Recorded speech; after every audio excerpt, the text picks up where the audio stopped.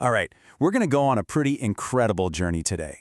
It's one that happens inside your body, every single day.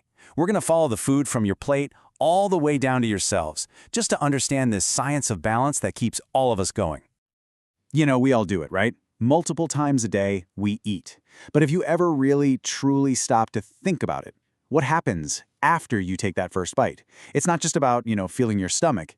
It's this incredibly complex, high-stakes biological process that is literally building who you are moment to moment.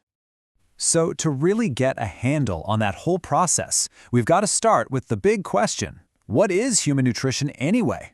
It's not just a bunch of diet rules. It's actually a science. It's the science of how your body breaks down your meals and uses all the little parts to keep things running.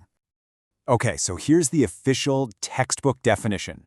Nutrition is the process where your body gets and then uses essential stuff from food to maintain itself.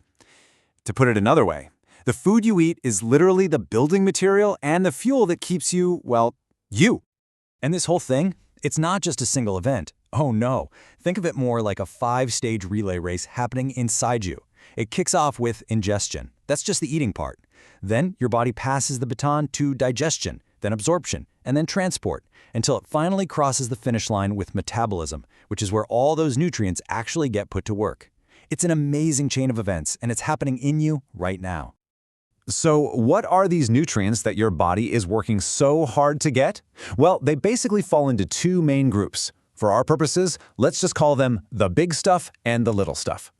When you get right down to it, there are 6 essential types of nutrients your body is on the hunt for in your food. And you know their names for sure.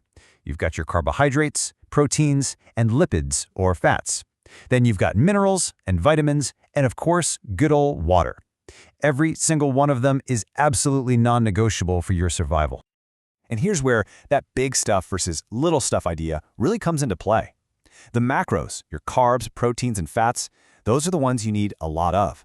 The micros, your vitamins and minerals, you just need those in tiny, tiny trace amounts. But, and this is important, don't let the name fool you. Micro does not mean less important. Your body needs both. Period. Okay, so all that is nutrition for just, general everyday health. But what happens when things go wrong? Well, that's where nutrition becomes this incredibly powerful tool in medicine. And we've entered the world of clinical nutrition. Think about it like this. Public health nutrition is using a wide-angle lens. It's all about keeping entire populations healthy, thinking big picture. Clinical nutrition, on the other hand, zooms way in. It's a super targeted approach, designing specific nutritional plans to help one single patient manage a specific disease. So with all of this happening inside of you, how do we actually measure the results? How do you know how you're doing? Well, there's a term for it. It's called your nutritional status. I want you to think of your nutritional status as your body's internal report card. It's a snapshot of your health, and it's based on 2 really key things: what you're putting into your body and how well your body is actually using it. So what does an A+ on this report card even look like? Well, it's not just about a number on a scale. It's about having energy, right? And strong muscles, a healthy appetite, and an immune system that's ready to fight off whatever comes its way.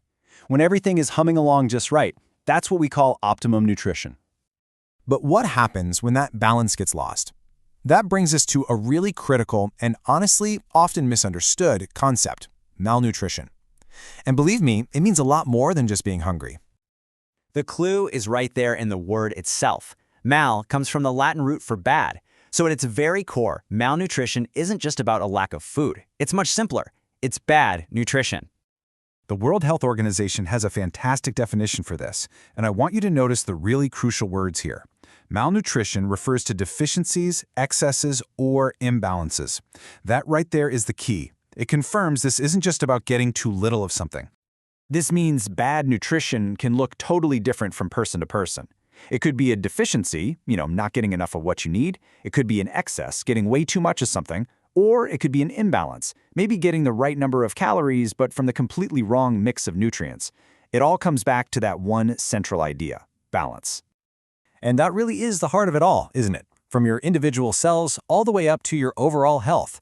Nutrition is just a constant, delicate balancing act. So the question we're going to leave you with is a simple one. If you take a look at your own plate, where can you find a little more balance?